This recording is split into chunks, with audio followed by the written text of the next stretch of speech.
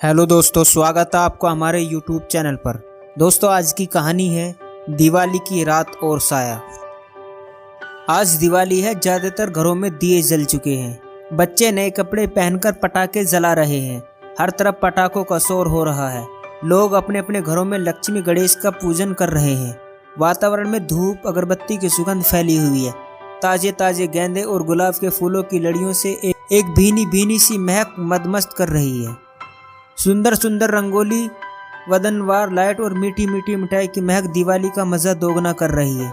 शहर के जाने माने रईस सुंदरलाल जी पूजा करके उठे और मिठाइयाँ खाते हुए अपनी माँ से बोले, माँ मैं ज़रा शंकरपुर होकर आता हूँ और थोड़ी देर के लिए कारखाने में भी जाऊँगा। किस लिए? माँ ने पूछा। आज दिवाली है ना, मैं चाहता हूँ कि कारखाने की पूजा कराऊँ। लेकिन पिछले 3 सालों से तुम नहीं जा रहे थे, फिर आज क्यों? माँ, पिछले साल छोटी बहू को दिवाली वाले दिन ही बच्चा हुआ था, इसलिए मैं कारखाने नहीं गया था। उससे पहले हम लोग 2 साल दिवाली पर चित्रकूट चले गए थे। मैनेजर जी पूजा कर दिया करते थे। इस बार वो यहाँ नहीं है, अपने बेटे के पास दिल्ली गए हैं, तो मुझे जाना ही पड़ेगा। वह तो ठीक है बेटे, लेकिन आज अमावस की रात है, बहुत अंधेरा होता है। अपना कारखाना 20 किलोमीटर दूर है। मेरा मन तो नहीं है कि तू वहाँ जाए। ऐसा कुछ नहीं है, ये सब तो मन का वहम है। तुम कब जाओगे और कब लौट कर आओगे? सब लोग आज तुम्हारे साथ ही खाना खाना चाहते हैं।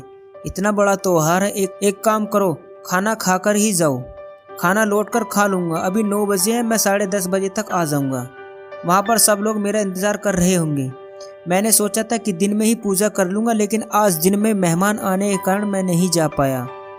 आखिर त्योहार तो सबका है, जैसी तुम्हारी मर्जी, पर जल्दी आना। सेठ जी जैसे ही निकलने लगे कारखाने के लिए, उनकी पत्नी ने कहा, मैं भी साथ चलती हूँ।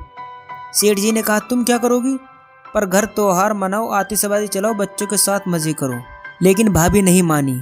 उन्होंने कहा, इसी बहाने कारखाने के कर्मचारी से भी मिल लूँगी। भाभी के जाने की बात सुनकर सेठ जी के छोटे भाई ने कहा, मैं भी साथ चलता हूँ। काफ़ी समय से मैं भी कारखाने नहीं गया हूँ, क्योंकि वह हॉस्टल में पढ़कर पढ़ाई कर रहे हैं, तो कभी कभी घर आते हैं। सब लोग गाड़ी में बैठकर कारखाने जाते हैं। कारखाने में सारे लोग सेठ जी की पत्नी से मिलकर बहुत खुश होते हैं। सेठ जी ने जल्दी जल्दी कारखाने में पूजा की और सारे कर्मचारियों को अपना साथ लाए हुए मिठाई के डिब्बा, बोनस और गिफ्ट वितरित किया। इतना सब करते करते 2 घंटे बीत गए। अब सेठ जी की पत्नी को चिंता होने लगी। उन्होंने सेठ जी से कहा, कृपया जल्दी जल्दी काम निपटा लीजिए, 11:30 बजने वाले हैं और घर पहुंचते पहुंचते अभी 1 घंटा और लग जाएगा। घर पर सभी लोग भोजन पर हमारा इंतज़ार कर रहे होंगे। फिर सेठ जी ने कहा, 10 मिनट का टाइम दो, मैं अभी सारा काम निपटा कर निकलता हूँ। उन्होंने जल्दी जल्दी समस्त कर्मचारियों को एक बार फिर से दिवाली की शुभकामनाएं दी और घर के लिए निकल पड़े। अभी 3 से 4 किलोमीटर ही गए थे कि गाड़ी बंद हो गई। ड्राइवर ने जल्दी से गाड़ी चेक की, पेट्रोल वगैरह सब कुछ था, लेकिन गाड़ी स्टार्ट नहीं हो रही थी। उन्होंने गाड़ी को धक्का भी मारा कि शायद गाड़ी चल पड़े, मगर गाड़ी नहीं चली। फिर उन्होंने तय किया कि हम लोग वापस कारखाने जाएंगे और वहां से कोई और गाड़ी या साधन लेकर घर जाएंगे। उन लोगों ने गाड़ी को धक्का मारा और गाड़ी वापस कारखाने की तरफ मोड़ दी। सेठ जी की पत्नी काफ़ी चिंतित हो रही थी, क्योंकि रात काफ़ी हो गई थी और भूख के मारे भी बुरा बहार हो रहा था। जैसे तैसे वह लोग वापस कारखाने पहुँचे। वहाँ पहुँचकर उन्होंने कुछ कर्मचारियों को बुलाया और पूछा कि किसी के पास बाइक है? अपने घर से लेकर आओ। तो 2 से 3 कर्मचारी अपनी अपनी बाइक लेकर आ गए। सेठ जी ने उनसे कहा, गाड़ी यहीं खड़ी करके जाता हूँ, कल सुबह मैकेनिक को बुलाएंगे, फिर गाड़ी को दिखाएंगे।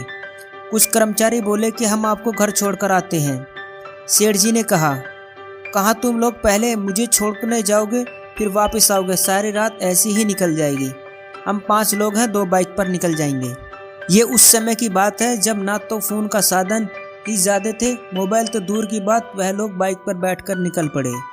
सेठ जी और उसकी पत्नी एक बाइक पर थे, दूसरी बाइक पर उसका भाई, एक दोस्त और ड्राइवर था। वो लोग निकल पड़े। चारों तरफ गहरा अंधेरा था, सिर्फ बाइक की रोशनी ही दिखाई दे रही थी और हाथ को हाथ नहीं दिखाई दे रहा था। आसपास जो पेड़ पौधे थे इतनी रात में बहुत ही भयानक दिखाई दे रहे थे। सेठ जी की पत्नी बहुत गुस्से में थी। पहले ही कहा था कि ज़्यादा देर मत करना, लेकिन आप किसी की सुने तब ना। सेठ जी ने कहा, शांत रहो, क्योंकि आवाज़ दूर दूर तक गूंजती है सन्नाटे में। सेठ जी गाड़ी धीरे धीरे संभाल कर चला रहे थे। आगे वाली गाड़ी पर 3 नौजवान थे। अचानक से सेठ जी के दोस्त को लगा कि कोई रास्ते पर जा रहा है। उसने ड्राइवर से कहा कि सामने कोई जा रहा है क्या, या मेरा ही वहम है, या तुम्हें भी दिखाई दे रहा है। ड्राइवर मस्त मौला इंसान था, तो उसने कहा लगता है कोई महिला अपने पति से लड़कर कहीं जा रही है।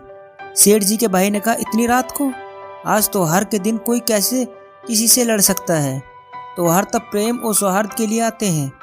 ड्राइवर बोला भैया आपकी शादी नहीं हुई है, आप क्या जाने यह बीवियां कब किस बात पर लड़ सकती। तो सेठ जी के भाई मुकेश ने कहा जैसे तुम्हें बहुत ही ज़्यादा एक्सपीरियंस है, तुम्हारी शादी कब हो गई, मुझे तो पता ही नहीं चला। ड्राइवर सोहम बोला भैया शादी नहीं हुई तो क्या हुआ, लेकिन शादी के लड्डू बहुत खाए हैं, सब पता है मुझे। अचानक से सेठ जी के मित्र राजेश ने आवाज़ देकर कहा बहन जी कहाँ जा रहे हैं, हमें छोड़ दें क्या। सामने कोई जवाब नहीं आया तो ड्राइवर ने हाथ में पकड़ी हुई डंडा जो कारखाने से निकलते हुए कर्मचारियों ने यह कहकर उन्हें दिया था कि रास्ते में कभी कभी सांप या नेवला या कोई जानवर गाड़ी के सामने आ जाते हैं। रात के समय अक्सर यह जीव जंतु सड़क पर घूमते दिखाई जाते हैं। तो 2 डंडे उन्होंने दिए थे, एक डंडा सेठ जी की पत्नी के पास था और एक ड्राइवर सोहम के हाथ में था। तो जब सामने से कोई जवाब नहीं आया तो ड्राइवर ने उस डंडे से उस साये को छूना ना चाहा। उसका यह मजाक भारी पड़ गया सब पर, जैसे किसी ने फुफकार कर कहा चुपचाप जाओ, मजाक मत करो। सब हंस पड़े। उनकी इस हरकत से अचानक गाड़ी हवा में उठी और जमीन पर गिर पड़ी। साथ ही सब लोग जमीन पर गिर पड़े। यह तो अच्छा था उस समय रास्ते में कोई और गाड़ी नहीं थी, वरना जिस तरह से गाड़ी हवा में उछली और फिर जमीन पर गिरी थी, एक्सीडेंट तो होता ही, कोई और बचता भी नहीं। ये हाईवे वाला रूट है, हर समय ट्रैफिक चलता रहता है। क्योंकि आज दिवाली का दिन था तो इसलिए हलचल कुछ कम थी।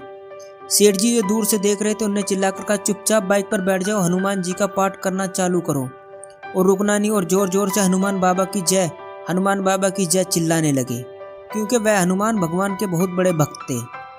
सब लोगों ने साथ में चिल्लाना चालू कर दिया और गाड़ी लेकर वहां से भाग निकले।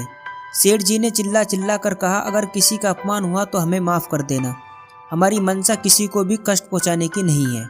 सेठ जी की पत्नी ने हाथ जोड़कर कहा किसी का अपमान हुआ तो हमें भी माफ़ कर दे, बच्चों की गलती पर बच्चों के लिए इतनी सज़ा काफ़ी है। और वह सारे रास्ते हनुमान चालीसा का पाठ करते हुए घर आए। घर पर माताजी और सभी लोग उनका इंतजार कर रहे थे। सभी की रंगत उड़ी हुई थी और डर के मारे किसी के मुंह से कोई शब्द नहीं निकल रहा था। माताजी ने पूछा क्या हुआ, किसी से लड़कर आए हो। तो उन लोगों ने सारी घटना विस्तार से बता दी। कभी भी रास्ते में अगर कोई चलते दिखाई देता है तो उसे प्रसन्न करना ठीक नहीं। अधिकतर अमावस्या की रात को लोगों को ऐसा साये दिखाई देते हैं। उन्होंने वहीं खड़े होकर कहा कोई भी है तो हमें माफ़ कर देना, हमारी मंशा किसी को भी दुख पहुंचाना नहीं था, हम उनसे माफ़ी मांग। और यह कहकर सबको घर के अंदर लेकर चली गई। लेकिन सबसे आश्चर्यजनक बात यह थी कि जिस तरह से बाइक जमीन पर गिरी उसको देखते हुए हमें यह लगा था कि हाथ पैर सर जरूर टूटे फूटेगा हमारा आज। लेकिन आश्चर्य की बात यह है कि हमें खरोंच तक नहीं आई, जबकि सोहम का वही हाथ टूटा था जिससे उस साये को छूने की कोशिश की थी। कभी कभी राह में दिखने वाला साया कोई बुरी आत्मा ही हो ये जरूरी नहीं है, हो सकता है वह कोई सिद्ध योगी हो जो अपने रास्ते जा रहे हो, जिसे हमने परेशान किया हो और उन्होंने हमें छोटा सा दंड सबक दिखाने के लिए दिया हो। मुकेश ने घर में यह बात सबको बताते हुए कहा आज इस घटना को कई साल हो गए हैं, लेकिन न वह दिवाली की रात भूलते हैं और न ही वह साया। लोग कहते हैं ये सब मन का वहम होता है, लेकिन कभी कभी कुछ लोग मिल भी जाते हैं, हम उसे मन का वहम नहीं कह सकते। दोस्तों बस इतनी सी थी ये कहानी। दोस्तों कहानी अच्छी लगी हो तो चैनल को